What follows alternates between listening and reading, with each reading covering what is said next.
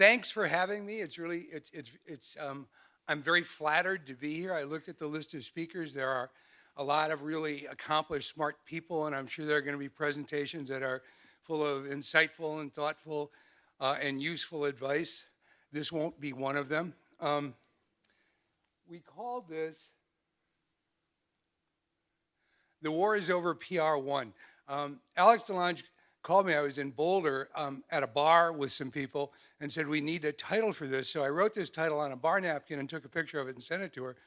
And I wasn't kind of serious. And she said, it's great. They're going to love that. So that's what the title is.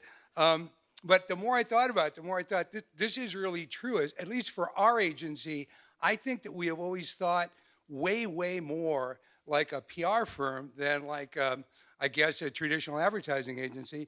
And I want to just show you some of the things we've learned and some of the things that some of the techniques that we've developed that are really more PR-like than advertising-like. You know, we've always been about shaping opinions and about creating perceptions. That's what advertising does. That's what PR does. And I think PR is typically better than advertising at really manipulating popular culture. And popular culture is currency, which is something we learned way early on. I want to show you a commercial we made a long, long time ago for a brand we created called Truth, which was an anti-teen smoking brand. It ran in movie theaters. The audience was 12 to 15-year-old kids. So if you went to a movie on a Saturday afternoon or whatever, this is what you saw. You know, an operation like this does have a certain cost attached. What if there was a deadly, toxic substance harvested by man? 42-year-old male found out. NG to open barrel. Capable of killing thousands of people in a single day. In the last 24 hours, about 8,000 people just got 6 feet shorter. What if someone manufactured this substance in massive quantities? She's seizing. Let's do them now. And a select group of people knew about it. A whole lot of people are dying. A lot of the people are making money off of it. Then what if the knowledge began to leak out? Someone's gone public. Get creative with it. Mr. Senator, there's no conclusive evidence. I have the death toll figures right here. Would anyone believe it? Just don't wipe out a population the size of Manhattan and wake up and play golf the next day. Watch me. I'm not gonna stick around and become the spike on somebody's bar graph. Dude, you watch way too many movies. This is not a movie.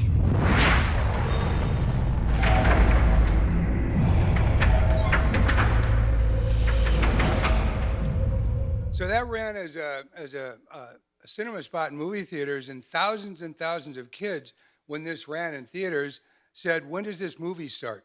So what we realized here is that popular culture is currency. For kids, music and movies and sports to a certain extent, that's their currency. That's what they need to know that to be able to deal with their peers. So we began to realize that what we're really about here is moving and manipulating popular culture. Another thing we learned when we had this account is our planners came back after extensive study and gave us the interesting information that kids get bored. I think that one of the biggest problems with most advertising and most PR campaigns is you keep saying the same thing all the time. You know, there used to be a thing where repetition is how you pound something home, and I think that's completely wrong. You know, Kevin Aloka, who was the trend spotter for the Google YouTube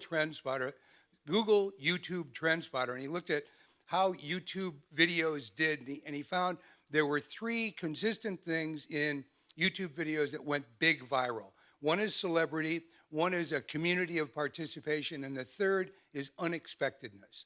And we've always believed that. So we did a lot of work for these guys. We couldn't always spend a fortune on commercials. So we began to manipulate media in order originally to save money, but secondly, it gave us a great currency. So this is actually a spot we made with CNN footage. We just changed the soundtrack.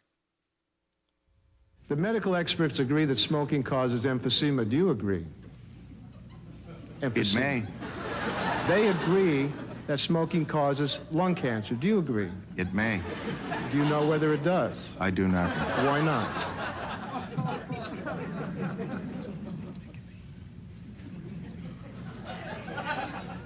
Chairman, do? Please restate the question. we ended up making a lot of these, and they were pretty effective. I'm going to show a lot of work because I don't really believe in talking about work. I've said this before. A long time ago, a reporter asked Bob Dylan, "What are your songs about?"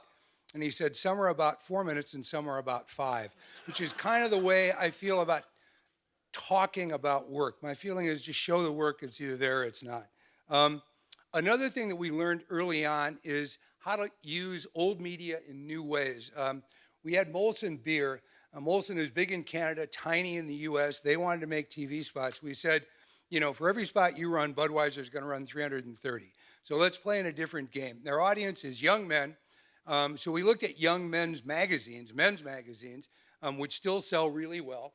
And we said, okay, let's try and do something with print that hasn't been done.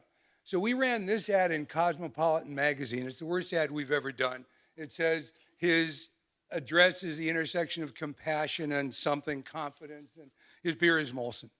And then in a bunch of men's magazines, we ran this ad that said hundreds of thousands of women pre-programmed for your convenience. And it's got all this this pseudo-science about how women are going to see this in Cosmopolitan and they're going to relate. So if you're drinking this at a bar, they're going to like you.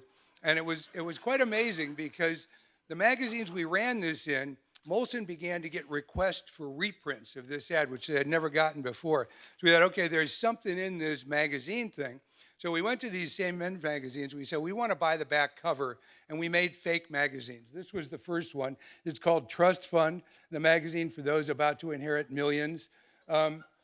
And we put this on the back of a bunch of men's magazines. On the inside of the back cover, we had this ad that says a whopping $90,000 investment in you. And basically it instructs guys how to use this, take it to the bar with you, put it on the bar. If you bring home a girl, leave it on the coffee table. And a remarkable thing happened. These magazines sold out of the newsstands. So we thought, okay, there's something in this. So we did another one. This was called Aspiring Groom When You're Ready to Commit. Is she the one? One of the articles was Bachelor Parties, the drunken orgy you just don't need. And another one was Why Your Stuff Has to Go. And this is the last one we did. It's called Animal Rescuer. Main article is Wild Mustangs of Assateague Island. Will you hear their desperate neighs for help?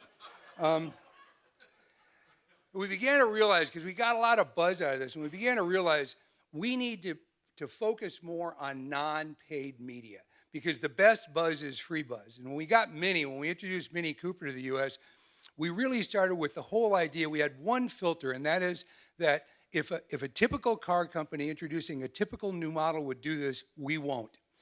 So we really began to experiment a lot. And this is hard work because you can only do it once. The kinds of things that we're talking about, you can only do it once. The second time, it's a bore.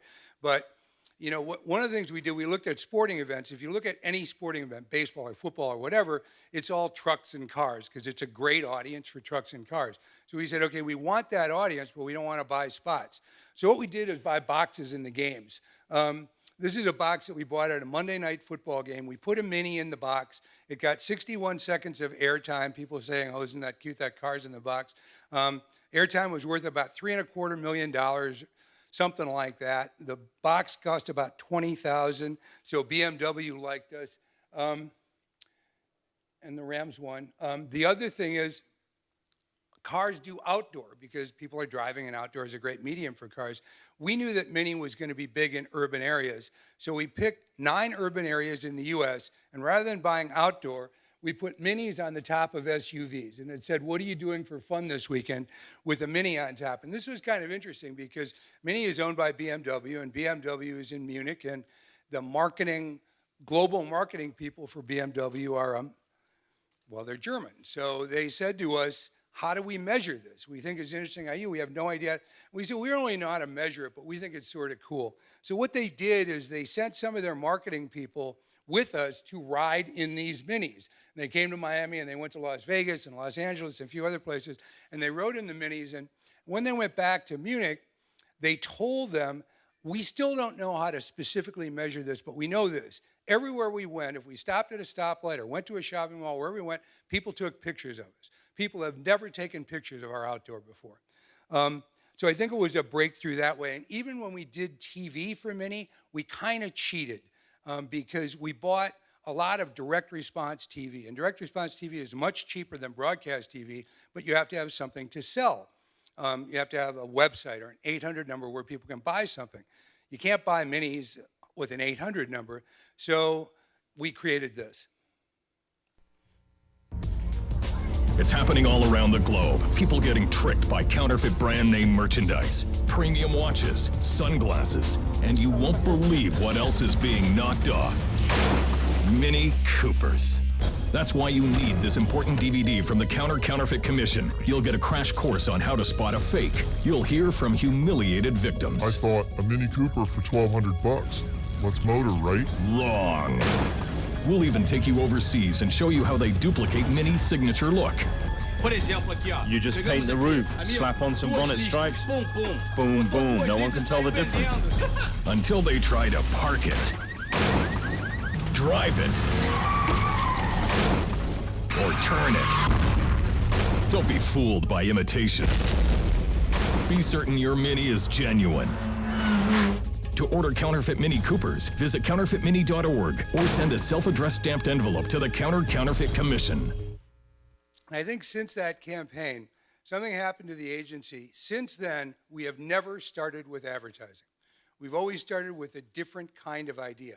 A lot of times we started with a press release. We write a press release and we see what's news. But we always start somewhere else. We always start with a business problem. A few years ago, Bolthouse Farms came to us. They grow more carrots than anyone in America, and they said, you know, we got carrots. Will you help us sell these carrots? They're really healthy. And we're like, yeah, well, everyone knows carrots are healthy. So we looked at it a little more deeply, and we found that the carrot market in the U.S. is about $900 million. The junk food market's about $20 billion. So we made carrots into junk food. We did new packaging. We packaged them like junk food. We marketed them like junk food. We said, eat them like junk food. We called them the original orange doodles. We built vending machines that we put in a couple of schools where you could buy these chilled carrots like junk food. We even created these for Halloween, Scarrots. We sent them to the White House because Michelle Obama is big on health and healthful eating. We hear that she actually handed them out, although she wouldn't let us say that. It got a front page story in the New York Times. Basically, we spent about $2 million and we got about $14 million worth of media impressions. Sales went up by 12. We were only in 2 markets. We were in Cincinnati and Syracuse. Only in 2 markets. Sales went up 12%. Actually, when we went back and talked to the client and showed them the results of this campaign, they said, we're going to need more carrots. And that's an actual quote. What they ultimately did is they sold Bolthouse Farms to Campbell's Soup for about $1.5 billion. I wish we'd have gotten a piece of it, but there you have it. What I was talking about before is starting with press releases. We believe in trying to make news. People are interested in news. They're not really interested in advertising. So I want to show you a campaign that literally came directly from a press release. We started this technique of with certain campaigns, we would have the writers and art directors and creative teams start with a press release. They'd write and we'd look at these press releases with all these different ideas and see which one was news. And we found some that were really interesting, and then we thought, okay, even if this was an ad, this would be news. So for Burger King, one of the press releases said, what if we stopped selling Whoppers? And we said, that's an interesting idea. So this is the work we made. We swapped out the Whopper for a Wendy's burger to see what would happen. This is clearly a Wendy's burger. Clearly? Right. Okay, they have the square patty. I hate Wendy's. What's going on? I eat Burger King. I don't eat Wendy's. What can I do to resolve this? All I want is a Whopper. Okay. Get me a Whopper. Okay. There's the boss. We just pulled a prank on you. Whopper. Anything else is a freaking disappointment. I'll get out this thing. Aw. This is another thing we believe in. We have an awful lot of people who just follow trends. we probably have 40 or 45 people. That's what they do. And they do a lot of social and they do a lot of stuff like that, but they look at what's going on. And we found when we were working with Netflix, we found this interesting trend that people were like sneaking Netflix and looking at it when their husband or their wife wasn't, they had made a deal that they'd watch it. Anyway, we decided to name this Netflix adultery. And this is the commercial we made. Is it going to work? We'll pretend. What? Oh, I can't believe that just happened. I cannot believe that just happened. This was gonna be our thing. What are you We made a doing? pact. You watched ahead. No. Okay, I watched it on my way to work, caught some episodes at my desk, and I started season 2 while you were sleeping. Season 2? Netflix, TV shows and movies at your command for $8 a month, but please, watch responsibly. Are you crying? So we seeded this a lot, and this is what Brian Williams said about it when he was still working there.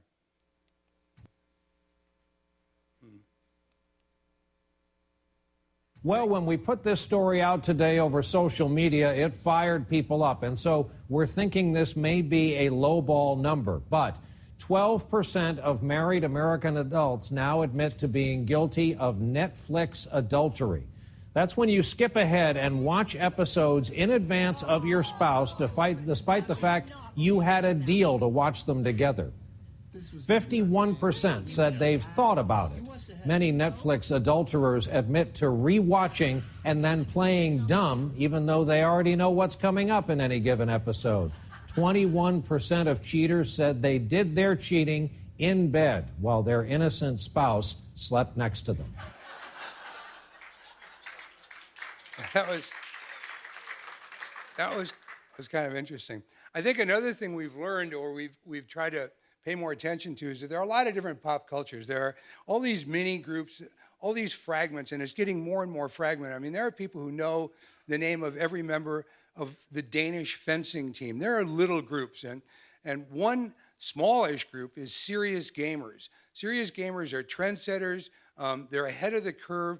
They're the ones that decide for everybody else what they're going to buy. When we introduced Xbox in the US, we made a really nice spot, but serious gamers said, yeah, this is a thing to watch TV on, watch videos. It's not for serious gamers.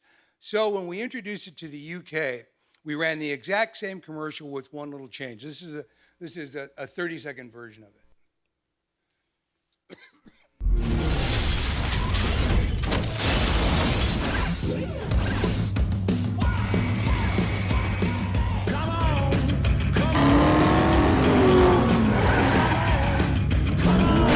This is an invitation. Xbox on. To a new generation. Where your games and entertainment Xbox got to Star Trek Into Darkness are together in one. The all-in-one Xbox One. So we put that little glitch in it, and most people thought, oh, okay, so it's a little glitch, a little hit. But some people said, wait a minute, there's something going on here. And this is what happened.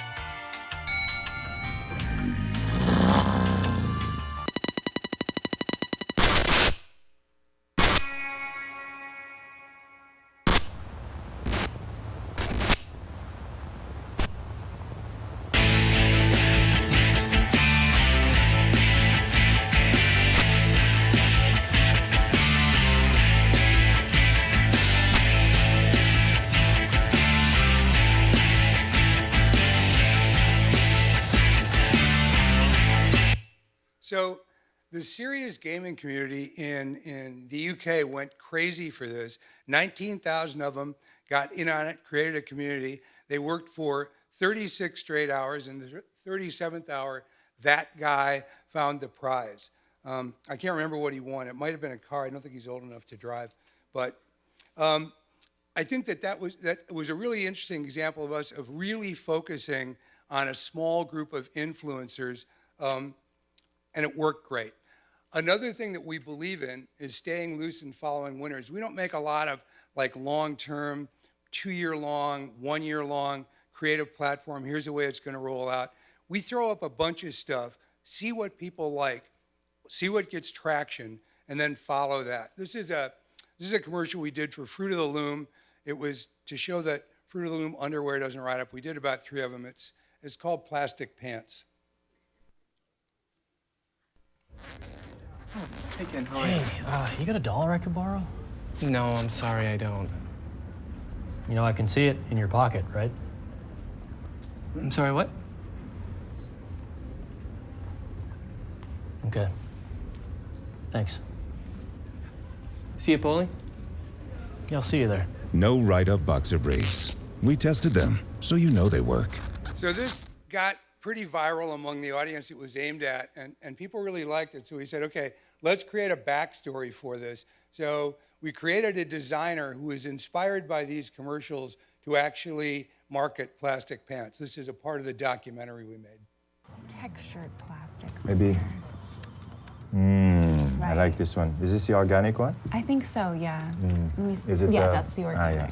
The humanely raised one? Right, correct. Humanely harvested plastic? Yeah, fair. Yes, my name is Frank Laurent, and the clear plastic pants, she is my muse. So you see me on a boat, huh? Cruise collection. Like that? That's perfect. Nina, isn't your boyfriend in London, Miss? Yes, my husband, yes. And he's actually in I didn't know you were married. I am, yes. I have been. You were at my wedding. Nina, please. This thing is locked. I can't open this computer. Oh, it's backwards. So that's probably why. Okay, thank you. Please go back to whatever you do over there. Okay. Please bring me the beefcakes. Okay, show me how you would walk. Oh, please, you look like a plastic robot. You're 7 years old and you're skipping. Yes, I like it. No, I don't like it. You're a wolf in the forest, please. No, not that kind of wolf.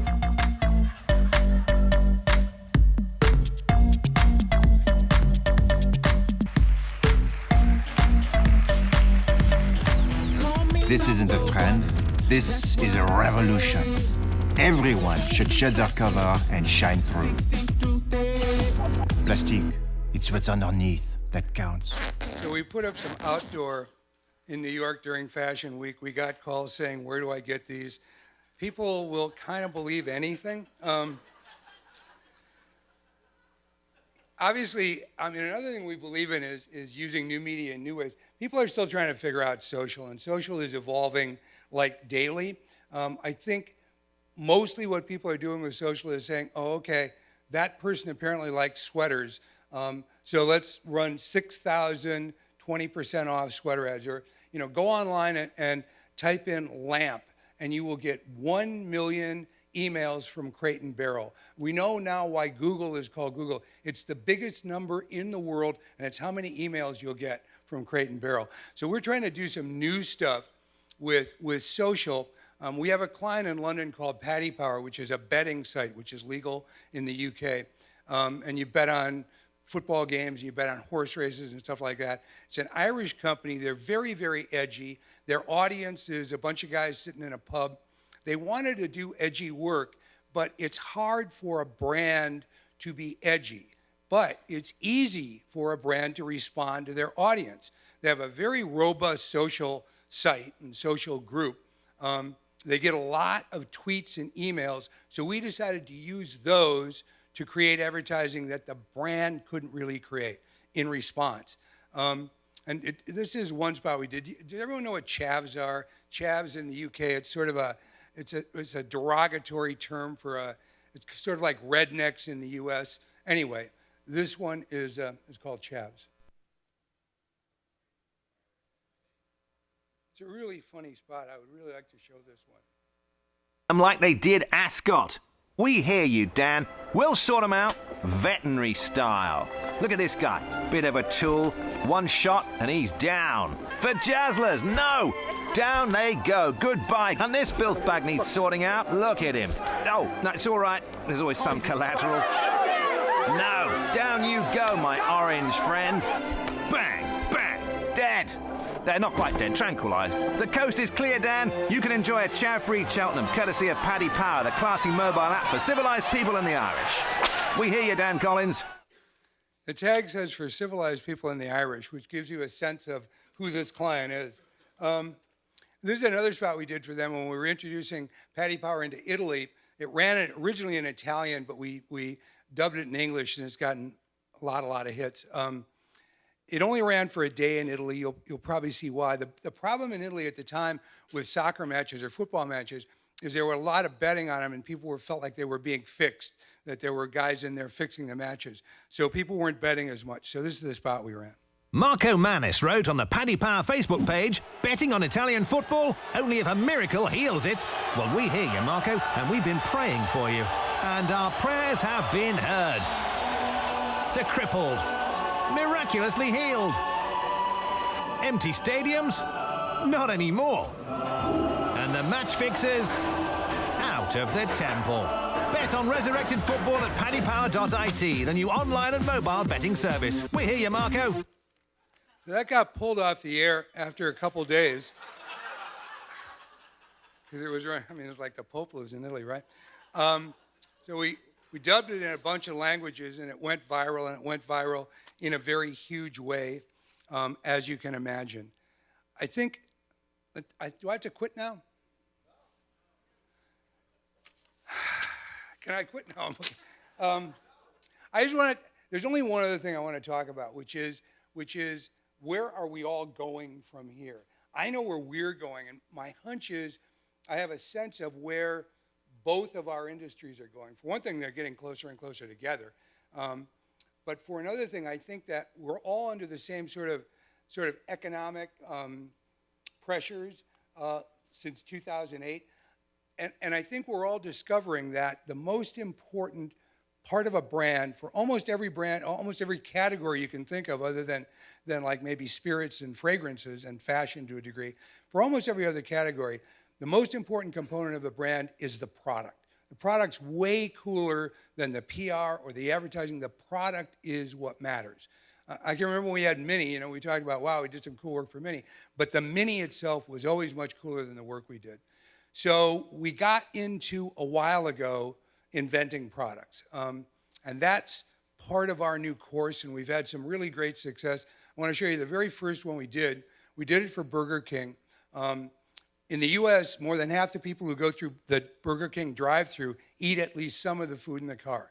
So we brainstormed with the Burger King kitchens to come up with another product that people could eat while they were driving. And it was actually, the concept was invented at our agency.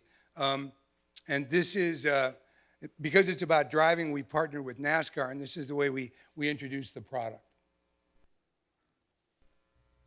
Back in the early days, they used to hand me the whole chicken on a pole. You see how we put this chicken on that pole? They'd run that car in there, just stick that chicken right in there in your face.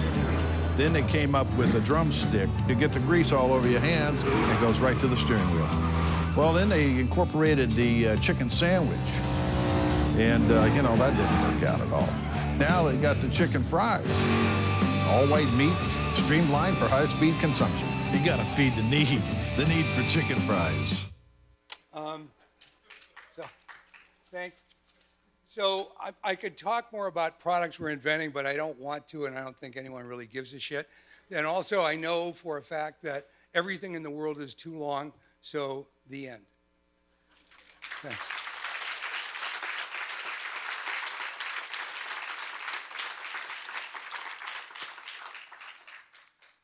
And there are no questions, yeah?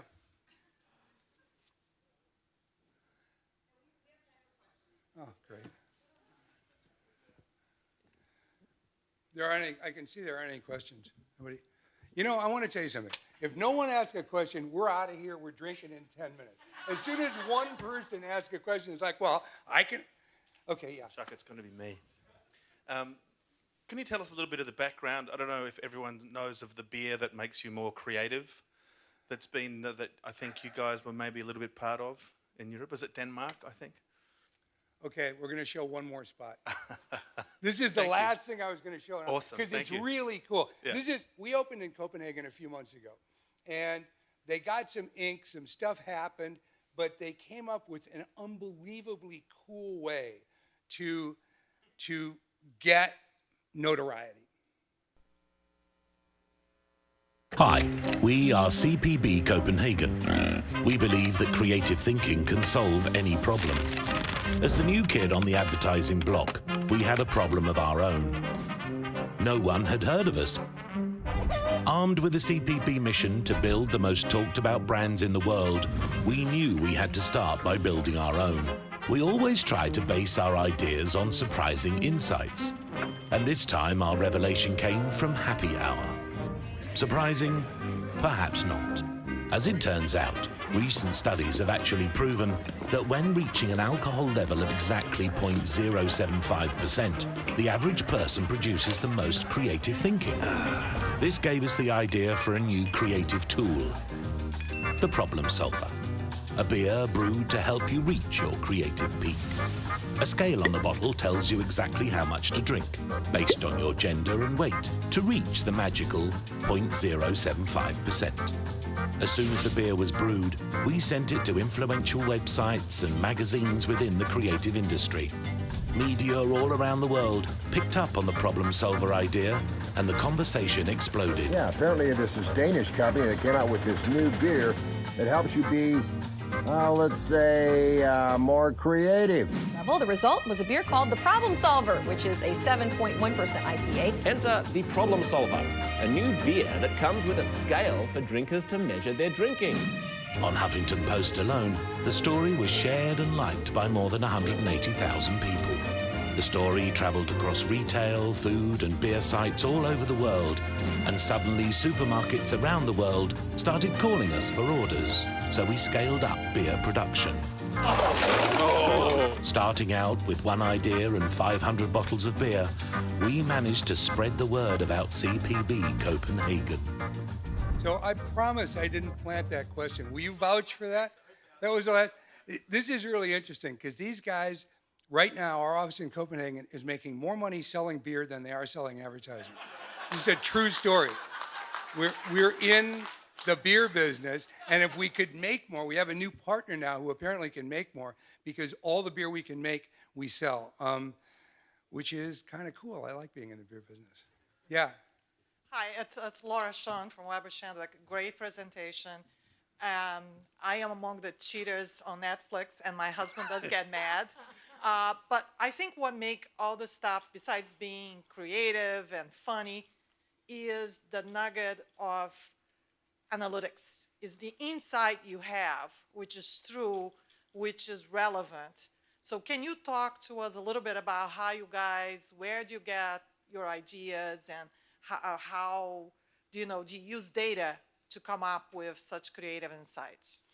No, I'm not allowed to talk about that. No, I think we do it the same way everyone else does. We have some really smart planners, and some good analytics people. The thing is about data, everybody's got data. I mean, it's like, we're all overwhelmed with data. So I think it's really more a matter of analytics and insights, and it's really more, I think, a matter of inspiration. People see something and say, you know what, there's something going on here. Like the whole idea, we read about people who were watching Netflix ahead. Netflix told us, there are people who are watching this ahead. And we're like, okay, so there's something here. This is cool. So I don't think we have a different process. I just think maybe we spend a lot of time with it, and we throw away a lot of ideas. I think that's it. We come up with a zillion ideas, and out of it, there's one, which is the same as everyone else, I think. I wish we had a secret. Hey, Chuck. Yeah. Sorry. I bogarted the microphone, as I am wont to do, to ask a quick and I hesitate to ask a serious question after such No, an I like incredibly serious- entertaining I went to law presentation. school. I can be a serious person.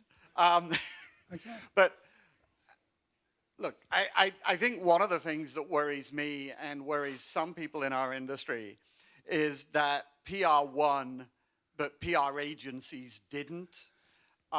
If you go to Cannes, you will see the PR category still dominated by campaigns that come out of advertising agencies. All of the work that you showed had, to me, a great PR sensibility, but it came out of an ad agency. Why do you think that is? Is there some element of the secret sauce that your competitors in the PR business are missing? I don't know. I mean, that's a really great question. I don't know what the answer is. You know, I think that in our business, we complain about the movie business. Everybody who works for my agency has got a screenplay in their desk, you know. We're like, they all want to go there. I don't know. I don't know the answer to that. I'm sure that there are brilliant, I know that there are brilliant ideas that come out of PR firms every day. So I don't know. I don't know why agencies get more notoriety. Maybe it's because agencies are more insecure and pathetic and need the reinforcement. It's a good question. I don't know the answer. Hi, I'm Ellen Ryan Martix. I'm with Golan. And Paul stole my question, but it's his conference, so he can do that. But I just want to build on it, Chuck, and ask you just to take that thinking one step further. This kind of thinking is clearly PR thinking. You've acknowledged that.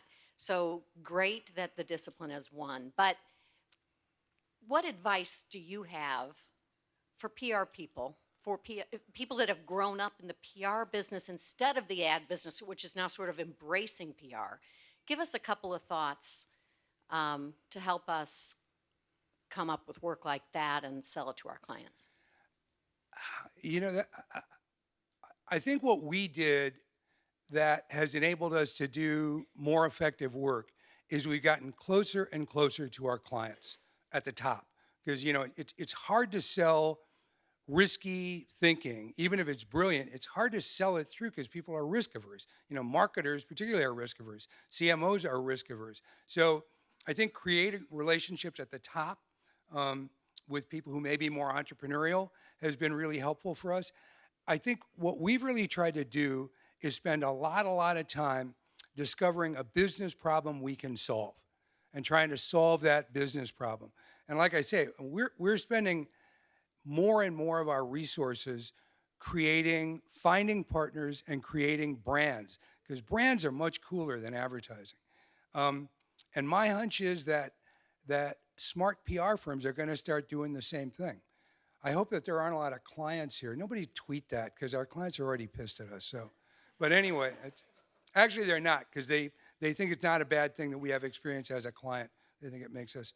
But that's what I think. I think getting closer and really finding a business problem that you can actually address helps you do better work, I think. Yeah.